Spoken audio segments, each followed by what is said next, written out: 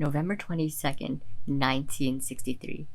For the people of Dallas, Texas, the weather may have been average for the fall, but the day was anything but. John Fitzgerald Kennedy, the young and charming president who many Americans saw as the sign of the future and a leader against the ever-encroaching Soviet Union, was coming to town to smooth over relations between some liberal and conservatives in the Democratic Party. If anyone could do it, Kennedy's charm made him the man for the job. In short, everything was going swimmingly as Dallasites crowded the sidewalk to see the president come by, waving his hands from out of his open convertible. Then, things took a turn for the worst. At 12:30 p.m., in a moment that would be burned into the memory of a generation, Kennedy was shot while riding with his wife and others in Dealey Plaza. He was quickly taken to Parkland Memorial Hospital, but just 30 minutes after being shot, he was declared dead. The United States of America had lost its leader. But luckily, the lawmakers of the past had foreseen this and eventually created an order of succession. Now, the vice president becomes president. A man who was once a controversial pick for the Democratic ticket, Lyndon B. Johnson, had now become president.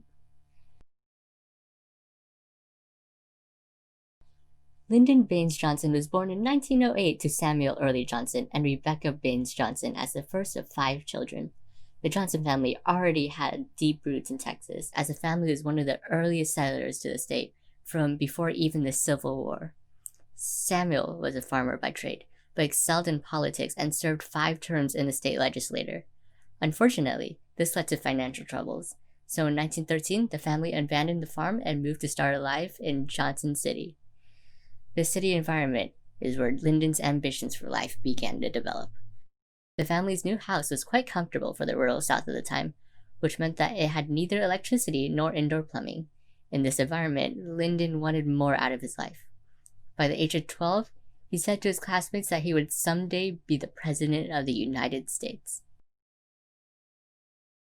And he truly made the effort to work towards that lofty dream, managing to graduate from Johnson High School in 1924 despite struggling in school. To supplement this meager rural education, his parents paid to send him to Southwest Texas State Teachers College, but he was not admitted into college after graduating. And so began a 5-year lost period, which he took odd jobs, worked at his cousin's law firm, and even worked on a road crew. This all came to a head when his drinking and fighting eventually led to his arrest, so he decided to get his life back on track and have another try at his ambitions, focusing on a teaching career in 1927 and finally being accepted into STWSTC. There, he took well to the extracurriculars provided, becoming heavily involved in debate, journalism, and the student government. After graduating in 1930, he went on to teach, with a salary of only $1,530. But he would quickly start his career in politics, and thus, his rise to power. Johnson's first step into politics was not him running for a position, but rather helping a friend of his father's in an election. But things would quickly ramp up, as in late 1931, where he came to Congressman Richard Kleberg, where his ambition and work ethic made him stand out. In his personal life, his luck was also getting better. In 1934, he returned to Texas to visit family, where he met Claudia Taylor, 21 years old, Texas University graduate, and a member of the wealthiest East Texas family. They would marry 3 months later. She was nicknamed Lady Bird by her nanny for her soft-spoken personality that would continue into her time as First Lady. She had 2 daughters with Johnson, and later even bought a radio station.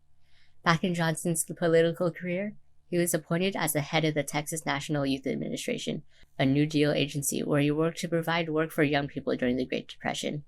But he aspired for higher, and by leveraging Claudia's ownership of the local radio station and aligning with Roosevelt's policies, he was elected in 1937 as a Democratic congressman in Texas's 10th district, at just 28 years old.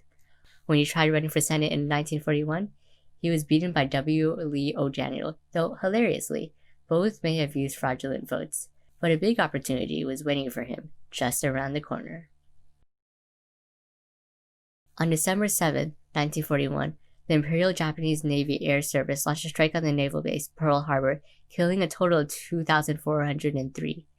The United States joined the Second World War shortly after. Johnson, still a member of the House, was appointed Congressional Inspector of the war effort in the Pacific.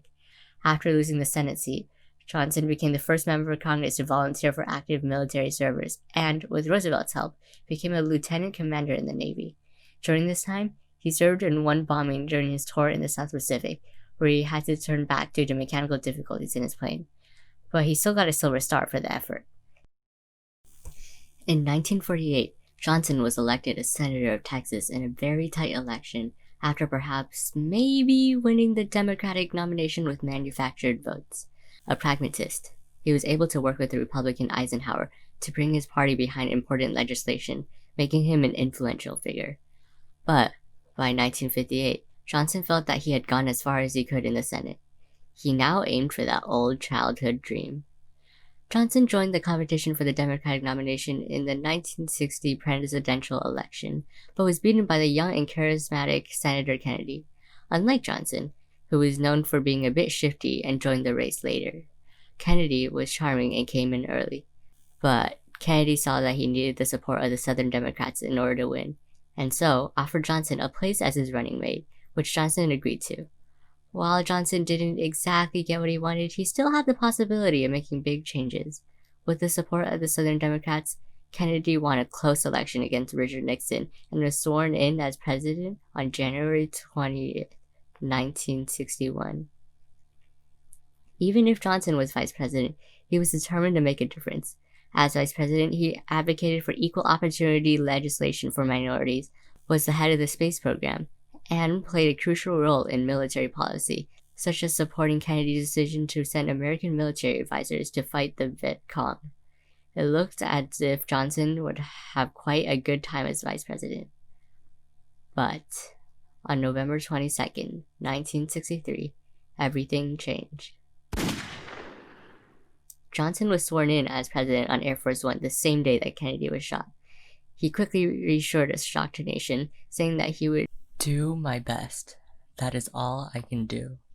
He kept Kennedy's cabinet and aides and endorsed the late president's programs. Continuing on Kennedy's support of the civil rights movement, Johnson signed the Civil Rights Act on July 2nd, 1964, fulfilling Kennedy's campaign promise of ending segregation in schools, employment, and public spaces. But he also started to push for his own progressive reforms. Soon, after taking up the position of president, he declared a war on poverty. After a landslide win against Republican Senator Barry Goldwater in 1964, he pushed for a large set of policies dubbed the Great Society. These pieces of legislation included Medicare, a health insurance program for the elderly passed in July 1965, Medicaid, an amendment to the Social Security Act that gave health insurance for the low income and offered benefits beyond Medicare, such as nursing home care, passed in July 1965. The Voting Rights Act, a law to combat Jim Crow and other voter suppression, passed in May 1965. The Elementary and Secondary Education Act, that provided funding to emphasize equal education, passed in April 1965. The Immigration and National Identity Act, that removed discrimination among different ethnic groups in immigration policy, passed in May 1964. The Clean Air Act, which aimed to control air pollution on a national level, passed in December 1963, and the Fair Housing Act, which prohibited discrimination based on race, religion, gender, or national origin in the sale, rental, or commerce of housing, passed in April 1968. Despite all these sweeping policies, one thing would engulf the image of Johnson's presidency.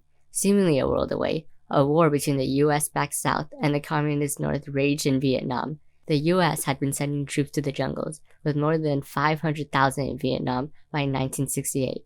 Johnson, too, pushed for more troops in Vietnam, as he believed that America's security depended on containing the spread of communism.